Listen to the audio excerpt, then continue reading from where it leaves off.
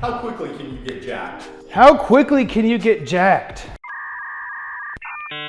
I would say, if you have visible abs, probably 6 months of hard training would make you jacked. And if you don't have visible abs, how long? Probably 6 months of hard training, and then however long it takes you to get visible abs. Wow. Additionally, I have that 6 months there more that other people will start to notice more and more, especially with clothes on, that you've put time into your training. And for you to notice, it'll take about 6 years. Now, when you say training, what type of training would you be doing in that 6 months? How hard would that be training? When training to build muscle mass, you would lift weights as your primary method of building muscle, aside from the diet aspect. And I lifted at the time between 4 and 5 times per week, and I had programmed instruction to lift based off of my total level of strength. So if I knew that I could bench press 400 pounds, I would tend to lift weights based on a percentage of that total amount. So when I got programming sent to me, or I wrote it, it often expressed how much I would lift as percentages of what I could lift in total. So I might do something like 50 repetitions at 80%. So if I bench press 400, that would mean I did the bench press workout with 320 pounds. So when it comes to how hard do I work out, you have a total amount of volume that you would do in a given training session, which essentially means how many repetitions you do. And from there, you would want to do the repetitions above the threshold of adaptation. In other words, you would make them heavy enough so that you know when you did them, it did something. How do you know when you're burning out? While lifting weights, or really any type of training that progresses to make you stronger, faster, etc., it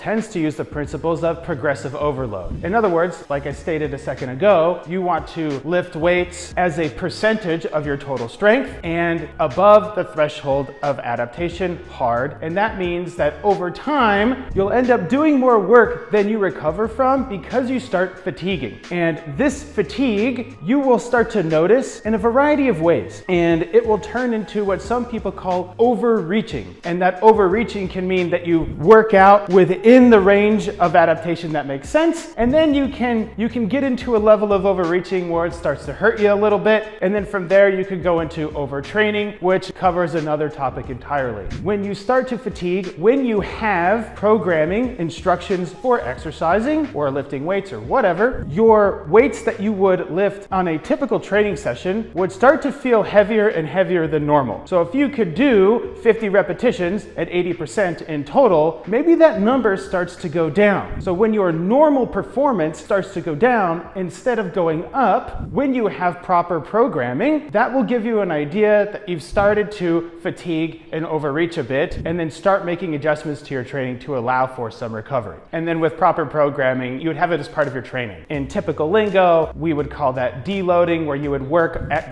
over the threshold of adaptation for a specific number of weeks, anywhere between 4 and 20, arbitrary values. And then after that, you would have a purposeful amount of time where you would lift lighter or take time off to allow yourself to fully recover before starting another training cycle. That covers that too. Now, next question you had. What is the safe amount of time to bulk or shred? The safe amount of time, well, perma-bulk status, obviously. You can bulk for decades. I've seen it every day. So I think you can safely bulk for about 85 years. I've seen people bulk for that long. Now, for the shredding part, a little bit different, all right? You can only shred for so long before it starts to cause some legitimate problems, difficult to put off. In a more realistic side of things, my preference, rather than safety, I have the preference of about 6 months or so for 10% of your total body weight when you want to lose body weight, specifically body fat. I have a little bit of research that goes behind this, which maybe we can discuss some other time, but really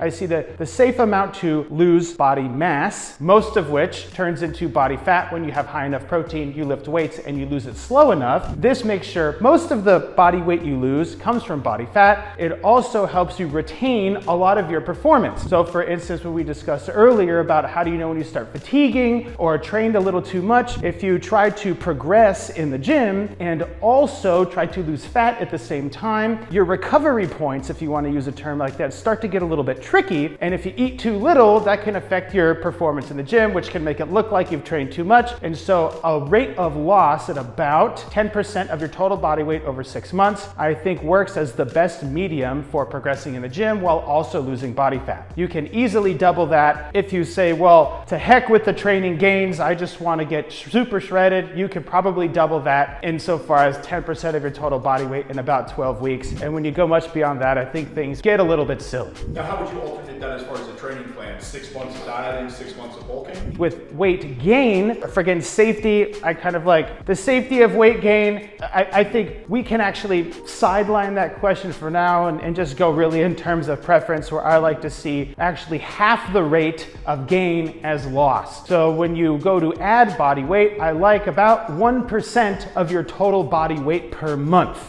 And that makes it between 10 and 12% of your total body weight in a year by average. So if you weigh 200 pounds, that would mean if you gained weight for 6 months, if you kept things tight, that would mean you would end at about 210 pounds. And then you can lose that's the same amount of weight in half the time when you go to take it off.